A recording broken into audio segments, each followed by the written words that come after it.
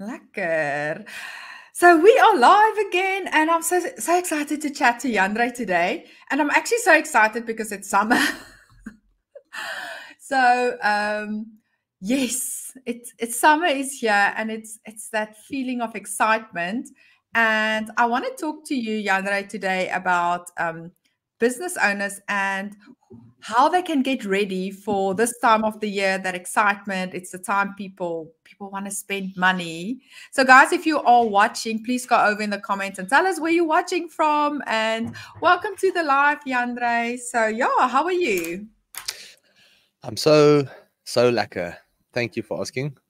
Yeah, look, I think in essence there's a lot to discuss. Q4 is around the corner. Every year it's the same thing, and it's funny, like the more you stand shouting at the rooftops trying to get people to wake up that Q4 is the biggest opportunity to actually generate revenue and grow your business and really do well for yourself, to set yourself up for a really good Q1 for obviously the next year, the more people just seem to think that you're speaking bullshit. And I think if you want to objectify it a little bit, then I think about 70%, 60% of a business's revenue, online specifically, happens in the last quarter of the year. So that if that doesn't put things in perspective for you, then I don't know what will. So it's time to make this year your best year ever. You've got really 30 days to get things ready for Q4, but most of the revenue will happen obviously through November and December, depending on the type of business that you have. So yeah, we can chat about how to get ready, and I look forward to it, man. Wow. So you say 60% of the revenue comes in at Q4. Yeah, That's so crazy, depending man. on what case study you're going to read, obviously it can vary from 55 to 70. But I think to be safe, we've seen a lot of our clients 60% can be generated in the last quarter. Yeah, and if you have to Wow. break that last quarter down, 80% is generated between I would say 80% is generated in November and December. And if you break that down, probably 60% of those last 2 months, if not 70%, is basically in Black Friday or November month. Oh, yeah, Black Friday. It's the 29th, right? Round about Uh, there, I can tell November. you now in a second, it's the Yeah. last Friday of the month. I think it's around the 29th. The reason that's also good is because people would have been paid. So people get paid on the Mm. 25th, which is a Monday. So that's going to be exciting. And look, the thing is, when Black Friday is right before payday, or right after payday, then it's finding that sweet spot. And I think if you look at the actual calendar, the 25th is a Monday, people are going to get paid. So I think brands are going to have to be strategic on who grabs their money first, because you're going to have to wait 4 days to start your Black Friday campaign on the Black Friday. I think considering that people got paid on the 25th, some brands are probably going to do their Black Friday deals already from the 26th to the 27th, Mm. before the actual Friday. We've seen more and more brands are actually doing it the whole month, from the 1st of November.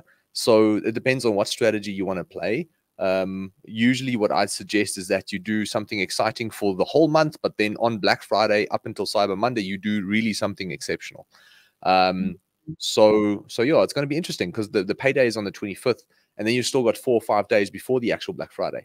And what people don't understand about Black Friday is that you're competing with everybody. This is the time of the year when you're competing with every single business. This is if you are selling a nutrition product, you're not just competing with other nutrition brands anymore. You're now competing with Apple. You're competing with Samsung. You're competing with every single brand that's advertising on Facebook. Because the reason I say that is because, in essence, all of those brands are going to try and grab money out of people's wallets. So whoever gets the money first is going to win.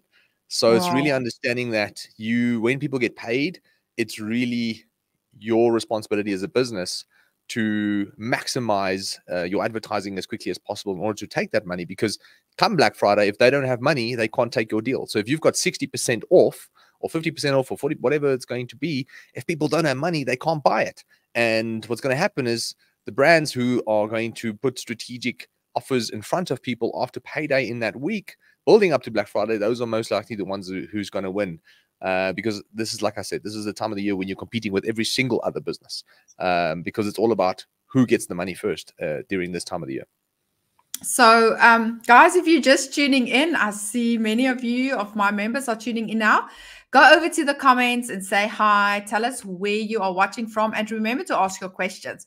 So, we're speaking about the excitement that summer brings. Like, it literally like lights up my face just to think about the fact that it's summer. I'm going to tell you something now.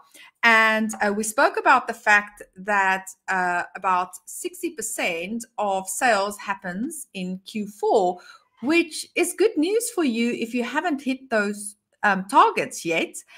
And we spoke about the fact that Black Friday is almost around the corner. It's end of November, and how we should think about it. And very interesting what you are saying about the fact that you are not competing only against other people in your industry, but you are competing to everyone because everything is on sale. And yeah, that's very, very interesting. I see Michelle is saying hello from Stellies. So Jandre, yesterday we did a one of the salons here. I also want to talk to you about lots of things, like, you know, getting more sales for people like local businesses. We spoke a little bit about online, but anyway, I just quickly want to share this with you. So I am a brand ambassador for one of the salons in Somerset West. And yesterday we wanted to do something interesting and different, you know. So we didn't want to just to announce our collaboration and a little competition with that, a giveaway. So we didn't want to do like inside of a salon because that's boring, you know. So we we went to a swimming pool and we did a reel where we jumped in and do the whole reverse thing, jumped in and got out, you know, just for that, you know, that fun and excitement for summer. So yeah, that's what we did yesterday. Jumped in Nice. a Seems swimming like a good pool. day at the office. Yeah. It was so much fun. But anyway, guys, if you are watching, please go over to the comments, say hi to Jandre and tell us where you're watching from. Also ask your questions. So we're talking about how to maximize your sales in Q4. And Jandre started off saying that every year it's the same. And every year, the more you tell people, get ready, it is time. People want to spend their money. We can maybe talk about that. Why is that? But people want to spend their money. They're literally asking businesses out there to present themselves in a way that they can spend their money with them. They just want to get rid of that money at the end of the year. I don't know why that is, but it is our job as businesses to tell people, you know, make it nice for them to spend their money with you. That's why we did this reel, just to show people it's fun, to be top of mind, to give them a laugh. You know, people want to spend their money. Make sure that they spend it with you. So let's quickly talk about something like a beauty salon, since I am the ambassador now. So what would you say? Just very easy, simple tips for them to get more bookings, more sales, things that, so, you know, Yeah, like, so yeah, I you must understand. just do Yeah, it. no, cool. I understand the question. I think keep in mind we also own two of our own branches. So it's a company called Cure Aesthetics, and we have a branch in Pretoria, and we have a branch in Johannesburg, and we own 49% of that business. And I think the simplest thing to do is to start running Facebook ads. It's really getting in front of people, targeting the people in your area, and putting an offer in front of them. Then the offer can be up. You know, it's limited to your own imagination. I like to use that phrase because people say, "Oh, I don't know what to do." Well, it's limited to your own imagination. You need to start doing some research on what people want, and you need to look at your own product margins and understand how you can structure something that is valuable to the client, sexy and attractive, but also profitable. Because when people go, "Oh, I can't, my margins are thin," yeah, it's only because you're not creative enough with the back end in order to make that profitable for yourself. And I think a lot of business owners also want to make money on the first session. You know, the thing about a beauty clinic is it's repeat customers, lifetime value. That's really where the profit lies. You rarely going to make profit on the first encounter, but it's about putting an offer in the market that people would want to experiment with and then go, "Oh, you know what? I really had a good time." and I'm going to come back. If it's laser treatment, then you have to come back for 7, 8 sessions, if not more. If it's nails, then obviously you found a new person that you can go to every single month to get it done. If it's a hair salon, same thing. The thing about a hair salon, for example, is that there's a lot of trust attached to it. So people might be happy with whomever they're doing their hair with. So you're going to have to put a really sexy offer in the market that's going to make someone want to give you a chance. And then you're going to build a loyalty and trust under that customer so they can come back for years. We see the lifetime value of these clients, really last for years and years and years. So it depends on the type of beauty business it is. Let's hypothetically say it's a laser clinic of sorts. Now the question is, what can you do in order to get people's attention? On Black Friday, you can potentially give a discount. Not everybody is keen on discounts because some people have more of a premium look and feel, and they go, well, we don't want to be associated with discounts. I completely get that. But you need to understand, like in Black Friday, it's whomever's going to have the sexiest offer is going to win.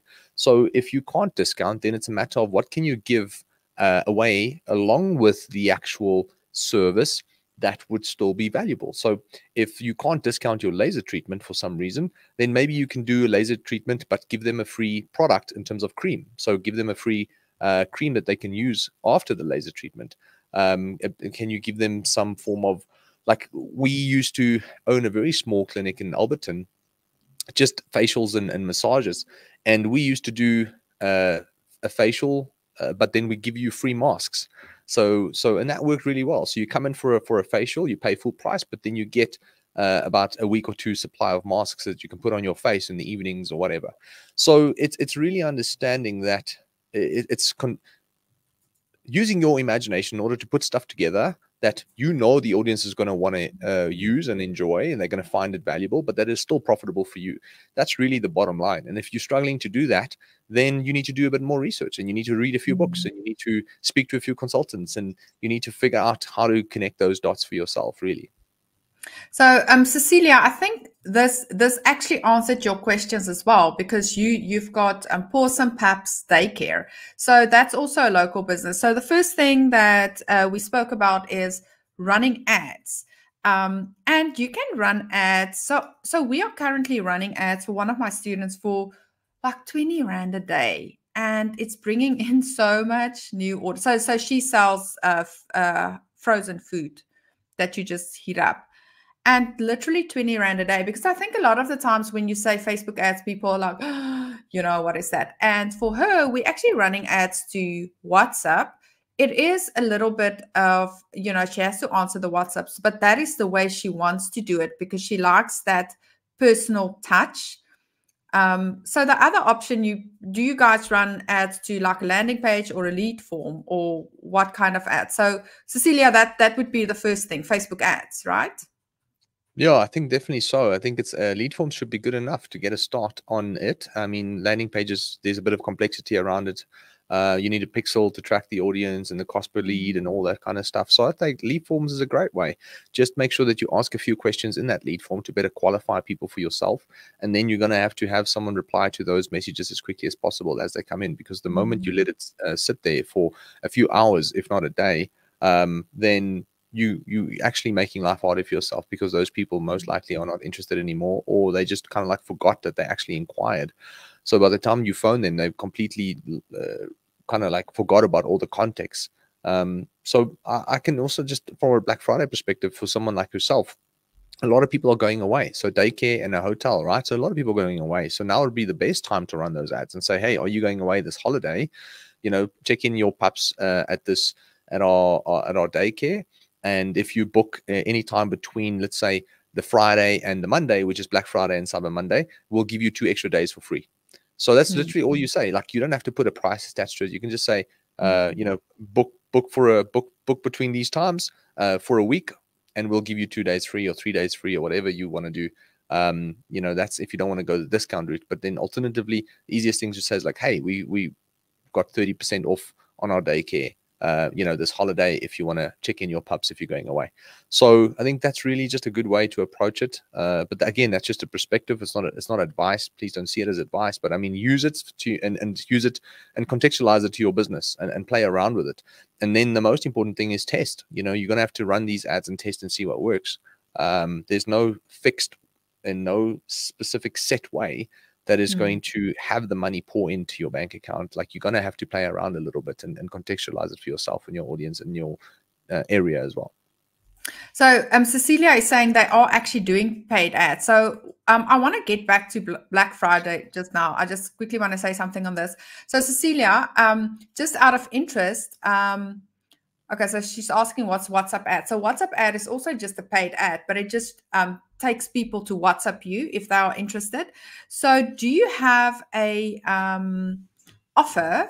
Because I think this is a very big misconception that people have, or something they don't really understand, is that you have to run an ad to an offer.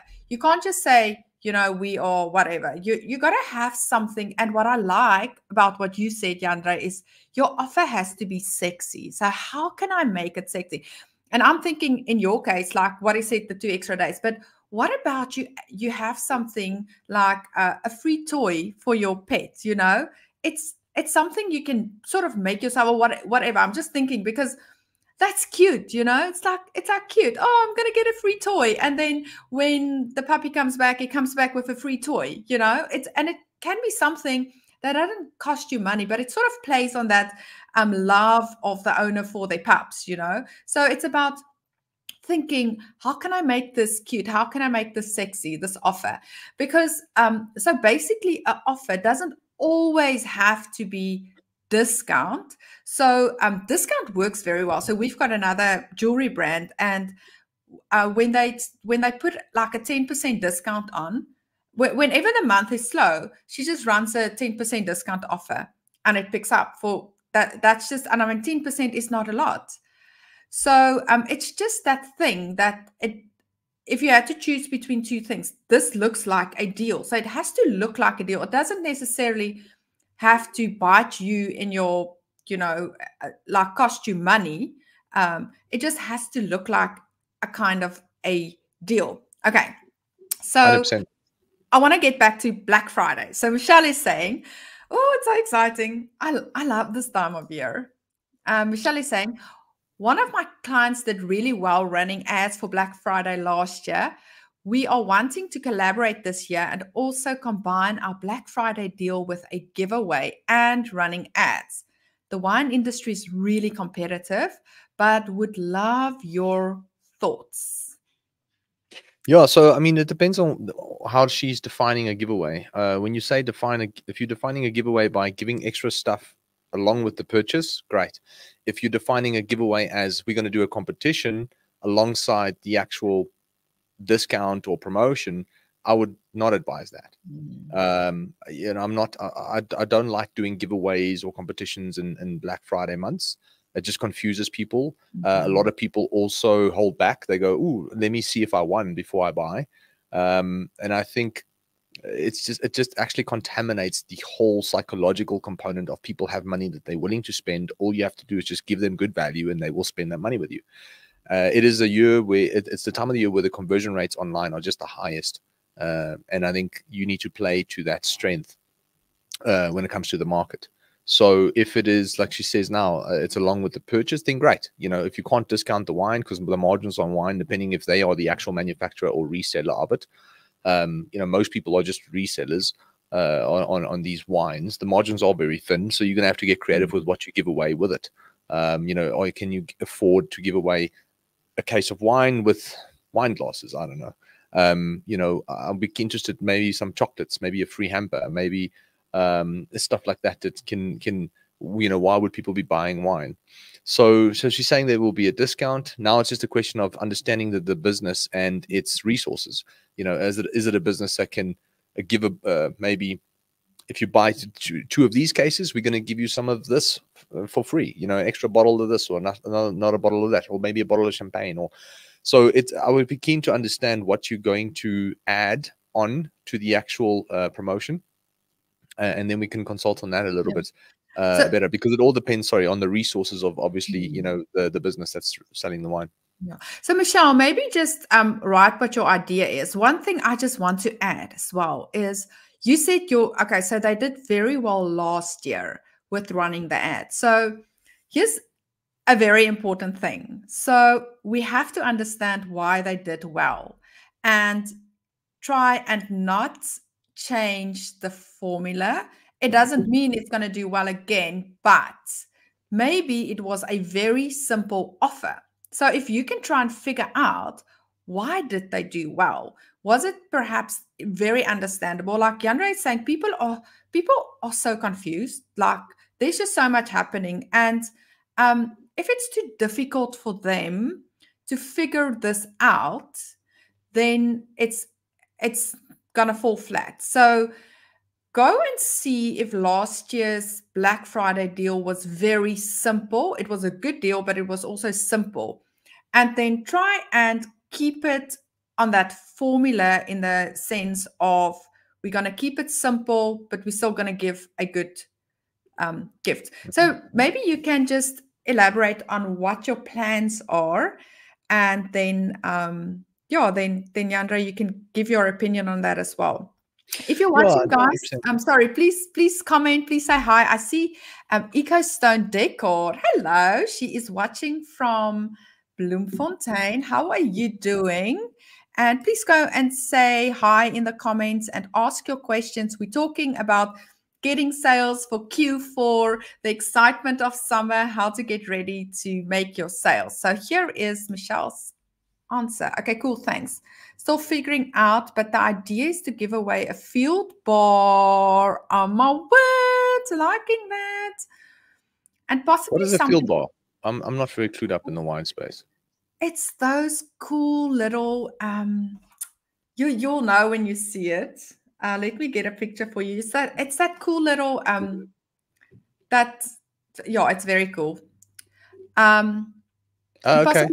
Yeah, Okay. you've seen it. It's sort of like Yeah, yeah. this antique cooler. A cooler. Yeah. That's very cool.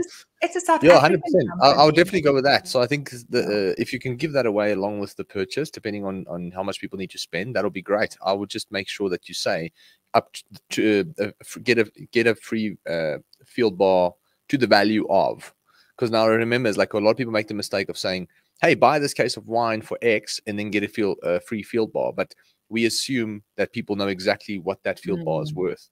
And you get numerous different types of field bars. So the best thing you can do from a creative element is just to say, you get this and it's worth up to this much. Because that's going to play in people's minds in terms of an objective value that they're going to get when they actually spend that money. So it's a bit more tangible rather than subjective. So I'm thinking they want to run a competition to give away one field bar. You can tell me if I'm wrong, Michelle, because a field bar costs like 1,000, 2,000 rand. So I'm thinking her idea was to run a competition and the Black Friday deal. What about this, Jandre? What about they launch the competition before Black Friday, say in the beginning of September, November, so that they can get that interest in their brand. You The know, thing is like I don't think people are going to jump at the opportunity to buy something at full price if they can stand a chance to win something. I don't think that's that exciting for a Black Friday in itself, to be honest with you, just to be very candid and frank. But I do think if you run that for the whole month, you can actually get some value out of it. And I think the thing about a competition, right? You want to build up a database for yourself. That's the most valuable element of a competition and a giveaway, is that you're actually building up a database of people who would be interested in purchasing from you in the future. And you can say, hey, buy this at this price and stand a chance to win. That's really cool. I don't know if running it over the Black Friday weekend and itself is going to be so impactful, because if you've got no other ideas, and I think it's obviously the best idea that you've got, then great, run with it. But I would almost see that as something that you can do through the whole month. You know, you're going to squeeze more juice out of it. You're going to collect hopefully more data. You are going to see a big spike across the board. I don't know if you're going to double the business's growth in those 4 days. And that's what a lot of people do. Like we've seen that a company that does, for example, $1 million in revenue on Black Friday alone, they will do, and when I say a revenue, I mean a monthly revenue. On Black Friday alone, they will do a month's revenue. So what I'm trying to say is, like, I don't know if it's really going to double your revenue in those 4 days. It's just not something that's that exciting when bigger brands might be doing more attractive deals. I would rather maybe extend the period of the competition for the whole month and then maybe on Black Friday, just try and do something from a discount perspective if possible. And if they can't, just make sure that you shout that louder than you did before during the rest of the month. I think that's how I would play it, and then see what happens. Yeah, definitely. And if you run the competition before, then you get that interest, you get people to your page, they get to know you. You know, you can maybe. Can they not do free delivery or something? Like what we've seen, people hate paying for delivery fees. It's such a grudge purchase. So I'm wondering if it really is. It's like paying for life insurance, right? It's like nobody wants to do it. And investing in an RA, like nobody wants to do it. But I think a free, if you said, I know wine can obviously be quite expensive to ship because it's quite heavy.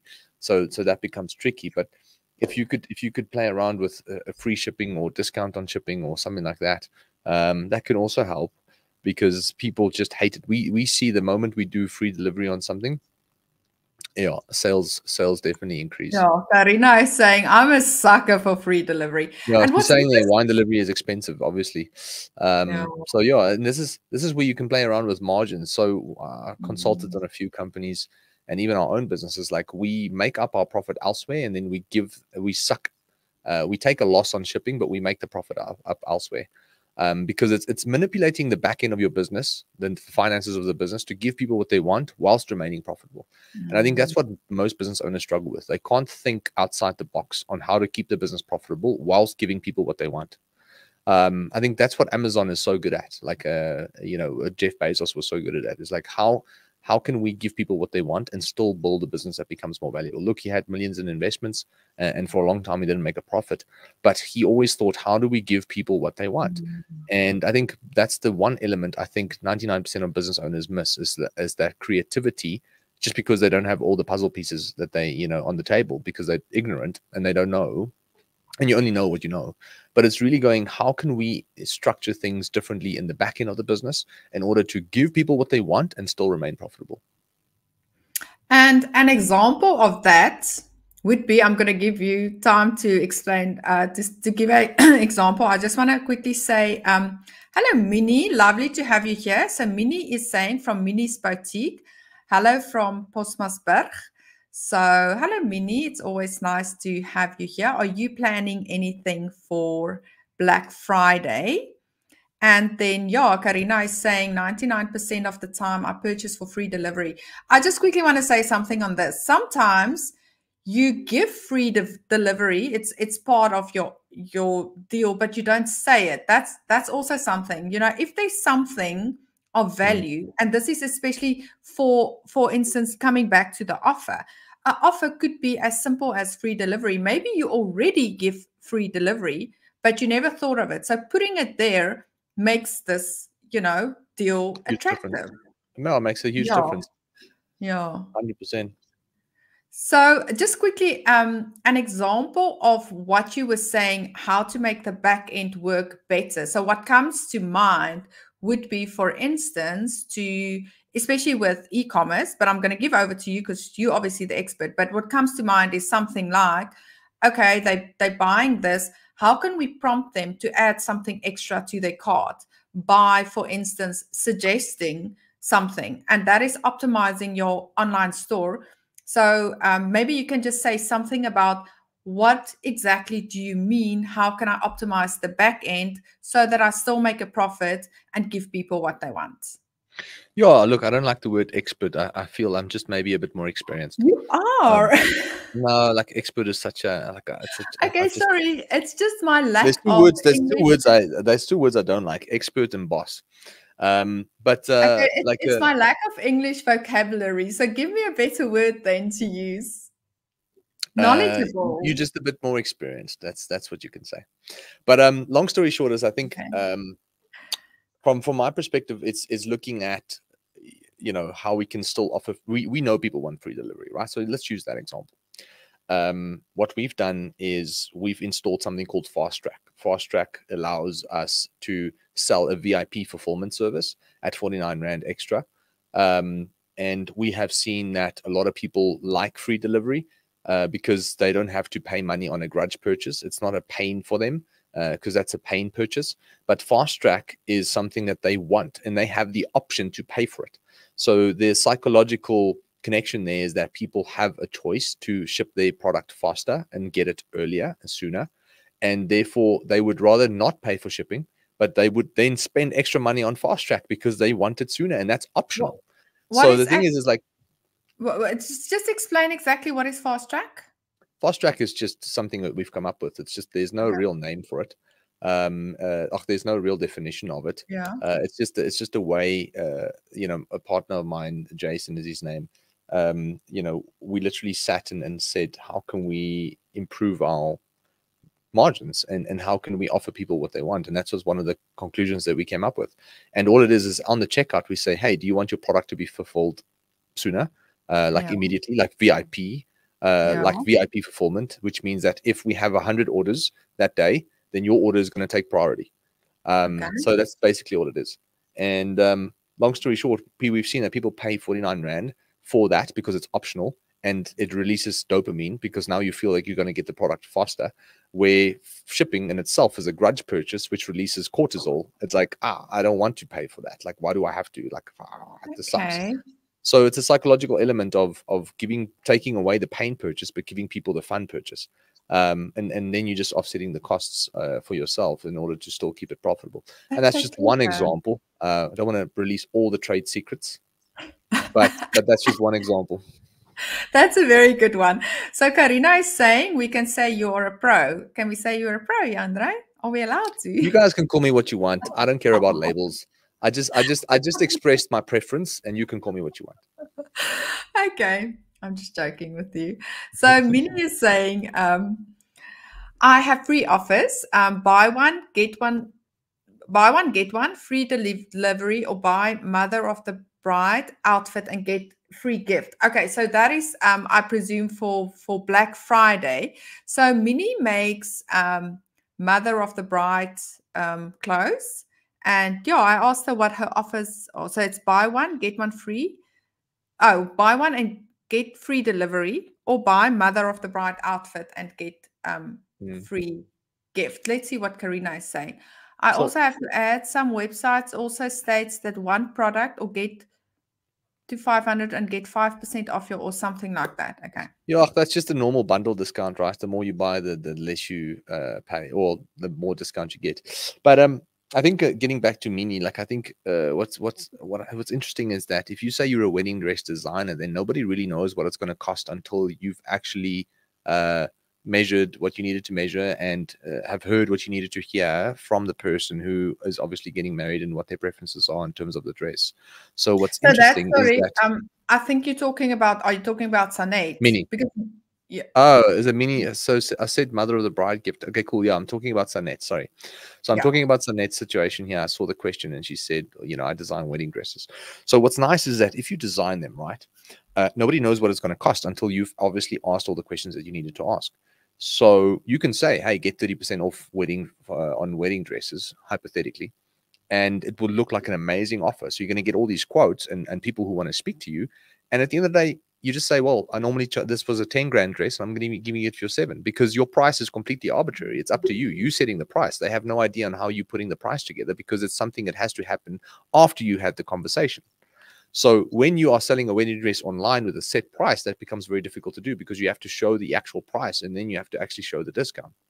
But when you are a designer, you have the luxury of having the conversation first and then giving them a price. And you're also explaining that price to them, which means that you can hypothetically, in a hypothetical world, you can create additional value from a perceived value and say, listen, this wedding dress I would normally design for 10, but I'm going to give it for you to 7. That is your 30% off. So in essence, you wouldn't lose any money. You just add a little bit more, but obviously, it depends on, I'm not saying you have to be unethical about it, but you can just say, hey, you got your 20% off, because normally I would charge this much, but I'm charging now this much. And you can obviously just bump up that price a little bit, without having to take too much of a loss. But the point is that now when you say get 20% off on your wedding dress, more people are going to inquire in order to get quotes from you, or might start conversations with you. And that's really all you want. And that's the nice thing about being a designer, or even an interior designer. You can say, get 30% off your first quote. But the thing is, you first have to get the quote. You first have to speak to that person. You first have to get their contact details, their email, their contact number. And after the conversation, you can just say, hey, normally we would do it for this price. I'm going to give you 20% off as per agreed on that price. And somewhere along the line, you can make up that, ethically, you can make up that extra 20%. So I think from my perspective, that could be a cool way to do it. Another thing is, you can say, get your wedding dress designed and I can give you something else for free. Let me design your wedding dress and you can get this for free. Maybe this is where connections help a lot, because if you have, if you were, for example, a wedding venue, I think this is what wedding venues do so well, is that they might not give you a discount on the wedding venue, but they might give you referrals. And because of those referrals, they can give you discounts on the people in their network. So you come to the wedding venue and they go ask, hey, do you have someone who's going to do your catering? No. Oh, well, speak to this company. We can offer you 10% off on that. Have you got a wedding dress yet? Oh, no, go speak to that lady and we can maybe organize you 10% off on that. So I think what I've realized is that in that specific industry, your connections in itself, when you can leverage your connections in order to pay the discount on your behalf, to pay that offer on your behalf, and you don't have to take that out of your own pocket, essentially. So people come to you because of the fact that you can get them more affordable prices and all these things. But I think that's just a perspective on the wedding dress side. Minnie said Black Friday offers buy one get one free shipping, buy outfit and get free gift. Minnie, that's perfect. I don't think there's anything wrong with that. Hate doing that 30% off example, but it works like a charm. Clients are also not on board with it here in Polokwane. They say you are cheating, but for services. No, I think you can just be transparent with them from up front. You can just say, normally I charge 10 for X, and that's normally what the quote's going to be. So you can set the expectation. The quicker you set the expectation, the less they're going to think that you lie. So, the perspective of they thinking that you're being unethical is because you maybe you weren't very candid or assertive about what you actually charge and how it's going to look on paper. So the moment they come through the door and they go, hey, what do you normally? I normally charge 10, but that you normally maybe the average dress gets to 8 or 9. So there are ways to do it ethically. It's just, again, using your own imagination on how to make that happen. Yeah, I think a way to think about it to make it better is, say for instance, you ask someone for a quote. So say for instance, you want a comedian to come to your party and do a show, and you're going to ask them for a quote. They are going to ask you what is the what is the occasion. Now they quote according to the size of the business. For instance, if they know it's a corporate, they are going to quote much higher. If they know it's a person or an individual, they've got a different quote. And that's fine, because you want and who did I speak to the other day as well? Oh, it was a designer. It was actually a designer, and this is what he said. If I design for big corporates, because they work with big corporates, this is so he said, because we spoke about a design like a for a brand, for a business, and he said, well, obviously I charge according to the business size. So if you are a single business, solopreneur almost, I'm not going to charge you corporate rates. It's the same job. So thinking about that, it's not unethical to do that. It's just according to, this is just how business works, I think. So you can definitely do something about that, especially if it's a service, Yeah. Because a corporate job also is going to require maybe a little bit, there's a bit more T's and C's. There's a bit more, you have to put more mental bandwidth into the conversation. There's a more mental bandwidth that goes into structuring the agreement, the quotes, and all that kind of stuff. And I think those are all things that people can charge extra for. It's like a lawyer. Like at the moment, a lawyer does if he does a contract for a 500,000 Rand deal or a 10 billion Rand deal, like which one do you think he's going to quote more on? You know what I'm saying? So it's a matter of which one is going to take more of your own intellectual mind property, the value, that's the IP that's sitting in your mind, all the experience that you've built up, and at the same time, how much mental bandwidth are you going to have to leverage in order to finalize that product in a way that they would be happy with. And I think that's what I'm saying. Like, your quote is ultimately can be ethically done, and it's just up to your imagination on how you articulate that back to the client so that they feel that you're not robbing them. And that's also what I'm saying. Like, you can't be like, oh, normally my wedding dresses are 20 grand and then make it 10 when you know your wedding dresses are normally 10. Like, that's obviously unethical. But I think you can play around with it so that it logically makes sense to them and that it's actually ethical as well. Yeah. So okay. So I just want to get back. So we started off saying that it is Q4 is around the corner, and the most sales are made, especially online, in Q4. And Jandre mentioned something that was quite interesting, saying that every year it's the same, and every year business owners don't listen. So yeah, it's literally a week before. Just to touch on that, it's like everybody ignores the signs. They just ignore all of the signs. It's like driving, and then they just ignore the sign or ignore the sign, and then they go, "Oh, we missed the turnoff." And I think it's like on lastminute.com, like literally 2-3 days before, they want to like, we need a Black Friday deal. Everybody's doing a Black Friday deal. And it's like, yo, look, you had 2 or 3 months to prepare for this at the end of the day. And you kind of like fell asleep at the wheel. But then also about the fact that just overall starting now already to maybe update your socials, your website with something. It's spring. You can have a spring special now, a spring offer or something like that, and just be with where people are at. Like I'm so excited that it is summer, and if there's another business that's like, yay, it's summer, it's. I mean, just to give you an example, we own a 50% of a cleaning company, and they do remote cleaning, so they come out to the house and do your carpets and upholstery and mattresses and whatnot. And this month we already on double what we did in winter, on an average per month. Wow. So I mean, but it's like you do a spring clean sale, what I'm saying? Like, it was a spring clean offer, and on average, I think on average we did about 35K a week for that business. So it's not a huge business. Obviously, it's just a small team still. It's like 8 months old. But this we've literally doubled the weekly quotes and revenue coming in just because of the time of the year. But if we didn't put out that message, if we didn't say to people, hey, here's a spring cleaning offer in parallel to the actual shift in the season and people's psychological behavior around this time of the year, if we didn't do that, connect those dots, then we most likely would still be doing the same revenue as last month. So it's really taking the psychological behavior of this time of year and contextualizing it to your business from a marketing standpoint. And Magriet's gone. I'm still here.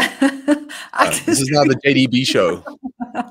Sorry, I just quickly, my parents just landed at the airport and my dad just sent me a voice note. I just quickly, because I think he's wanting the address or something. So keep telling them what they can do. And guys, ask your questions. I see this one. I just quickly want to listen to this. No, it's cool. It's cool. Let me see quickly. This is Renee Westhuizen from Cape Town. Any ideas for handcraft workshops, mosaic, paintings, decoupage? Not running ads, yet to do budget, but posting on Facebook groups, struggling to get attendees. Got slots on. Look, I think if you're not going to put money behind it, it's going to be tough. Then you're going to have to go the organic way, which is literally just posting in Facebook groups and hope for the best. It's going to be so hard. Like, you do need a little bit of money in order to get in front of more people, in my opinion.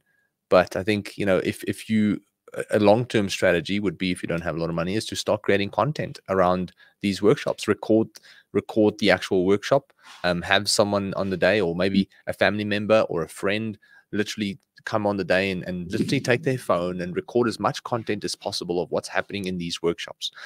Take before and after photos, take before and after videos. Maybe even do like a time lapse of how you actually doing a painting, that kind of stuff. Like, people love time lapsed content. So this is where you need to get creative. If you can't pay for your marketing, you're going to have to get so creative with your organic strategy. And it's not that your organic strategy won't drive results, but you're going to have to put so much more effort into it. You're going to have to be so much more creative with it. And there's usually two sayings. This is a saying that I've learned from a billionaire, not the one that you think it is, Megan. Is it from you? Is it your own saying? No. But it was You're the billionaire. no, but it said, like, if you don't have money, hopefully you have time, and if you don't have time, hopefully you have money. So it's essentially like those two things. Like, and this is kind of like how marketing your business is. If you don't have money for paid ads, then if you don't have money, hopefully you've got a bit more time than the average person. You know, because what are you doing that's generating no money? Like, obviously what you're doing is not making an impact. So you can probably cut a lot of those things and hopefully do something more impactful to start making money. So in your case, I hope that's the case for you, Renee. Is like, if you don't have money, hopefully you've got a bit more time. Now you have to use that little bit of extra time to think creatively about how to go about an organic marketing strategy. And I think for a workshop, it's great. There's so much content lying on the back end of that workshop, and I'm afraid that's where you are the pro and the expert and all of those things with.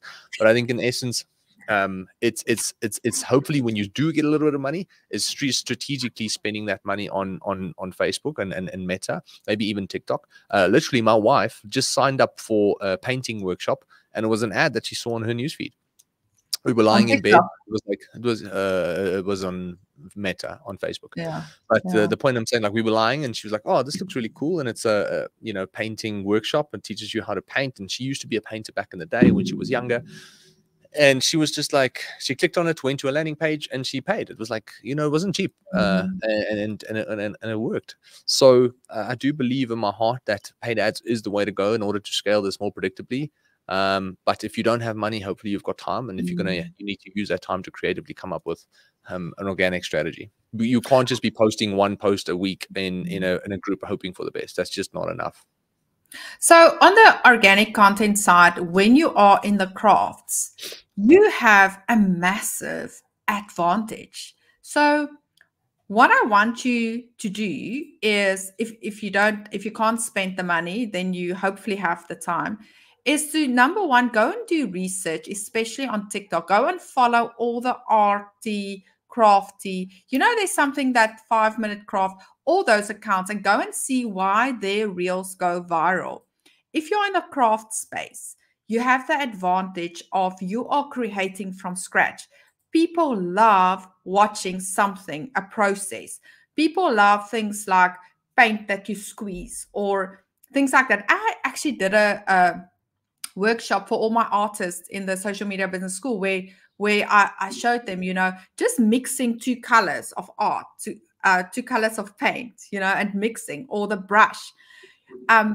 You can create amazing reels that can go viral. So when you get your groove with the organic side, so what you need to do is go and follow as many craft big accounts that gets lots of views, and then go and analyze why do they get lots of views. Because maybe they've got an entire process in 7 minutes from start to finish, or maybe it's something, you know, that's turning, or it's keeping the attention. There's sort of the satisfaction that we get from watching stuff, and start making those. Then back to the ads. You can run, because you got Spot at P&A, it's already a well-known brand, it's an established brand. It's in an area. You can run around that area for as little as 20 Rand a day. You run an ad, and if you do it correctly, it's going to bring in money for you, because that's really a low budget. And you know, you can stop after you've spent 100 Rand and it brought in 0 leads. You can stop. But then what you can also do is you can get those people. You can ask people, do you want to join this group where I share occasional workshops or whatever, so that they get updates. And then another thing you can do is, once someone book, go and WhatsApp them and say, I'm so excited to see you. Don't you want to bring a friend? Give them that suggestion, because maybe they're thinking, oh yeah, let me actually bring my friend, you know. So give them the option of bringing someone. Maybe they didn't think about it. Why don't you ask your mom or your sister or whatever? So it's, once again, like you said earlier, it's getting creative around these things, you know, thinking outside of the box, and not getting stuck in, you know, I'm not getting customers, because that's such a bad place to be. And we all are there from time to time, and we all have been there. It is about you know what I always tell myself when I have something to fall, like an event, which I had to do many times, and I start to get like people are not booking, it's not going to plan, and then you start to go down this rabbit hole in your head of negative thoughts, then I make a decision. I am going to do anything to get this event sold out. Like I'm just literally going to do, like I tell myself. And then I would start contacting people. I would start, because, you know, posting in a group is a safe thing for you to do because you just post in a group. So go out of your comfort zone, contact people, you know, go to like it's getting a little bit out of your comfort zone, and then it becomes so much easier. So just do stuff. Go to your phone book, look at all the contacts, ask them. Go to maybe there's in your area a shop that sells craft. Say, you know, can I maybe do a deal with you and you refer people? Or there are many things, like you already know what the answers are if you're going to start thinking about it. If you're in the negative space of your mind, you can't get to the answers. But if you tell yourself, oh, the answers, people like doing stuff like that. But you have to be the one that you know puts on the momentum. You have to be the one. If someone showed interest, have you followed up with them? Things like that. But yeah, that just okay, have time. Do follow many others, please. Margriet, help with ads. Are you in my social media business school? Because then we can definitely do a call, because the ads that we are doing, the WhatsApp ads, and I'm so excited about that because a lot of people don't have websites and, you know, things like that, or email and that. Then running ads to WhatsApp is a great way. So I can truly say that paid ads works the best. Mini is so impressive. Okay, so if you are, just send us a mail, then we look at it. We actually have our ads call now at 11 o'clock. So Mini is so impressive, Jandre. So she does Mother of the Bride, and she does reels, and it's amazing. I'm always so impressed. And now she's saying paid ads works. Like, yeah, I didn't even know you were running ads, Mini. You must share a little bit. So she's one of those people that, you know, she just does stuff. Like, she's not, I think Minnie is a little bit older than me, but she's not scared of technology. She's not scared of real. She's not one of those people that say, oh, I was born before technology. And I'm always so inspired by how she approaches her social media. So she does amazing reels, and Minnie as well. She follows many creators, many real creators, to get ideas, to say, you know, this is ideas. Redo that. Yeah. So I see our time is up. Yeah, this was great. Crazy. Maybe just do a short recap, Jandre, and then guys, if you've got some last questions, go and post them. Thank you for joining. It was so much fun. I can't believe an hour went past so fast. Can't believe it's taken us like a month and a half to get back to doing it. I know, but it's summer, so anything's possible when it's summer. No, awesome, man. Like, I think I think it to conclude, just don't sleep on Q4. Just actively start looking for ways in order to you know, get sales in. That starts with Google, starts with ChatGPT, starts with Margriet's you know, social media school, and it's really just putting yourself out there, knowing that this is the time to capitalize. And then it's a matter of looking at what resources you have, you know, what products you're selling, what margins you have, in order to creatively come up with offers that people want. And I think that's really the gist of it. You know, that's the oversimplified version of it. Now we can get into the technical stuff, you know, maybe at a later stage, but the reality is that's really it. Just look for creative ways to put it out and see what happens, and then put it out again and see what happens, and test and iterate and improve, and just keep doing that until something at some point will work for you. That's for sure. So guys, like I always say at the end of our sessions, especially in the social media business school, please leave a comment. What struck you? What did you learn? What was your aha moment? What made the little light bulb go on here? At what point? Just leave something there, even if it's after the live. We're going to look at it. Just go over to the comments and say, this is something that struck me. This is what I'm going to do. It's always so nice to get your feedback. And thank you for joining. And yeah, have a fantastic weekend. Like I said, I am on my way to Nampo. So we're going to Nampo in Bredasdorp. So yeah, we are excited. That's what we're doing this this weekend. Yeah. Thanks so much for your time, Jandre. Always a pleasure chatting to you and getting some tips on how to make more sales. Bye, guys. Cheers, guys. Bye. Bye. Bye. Bye. Bye.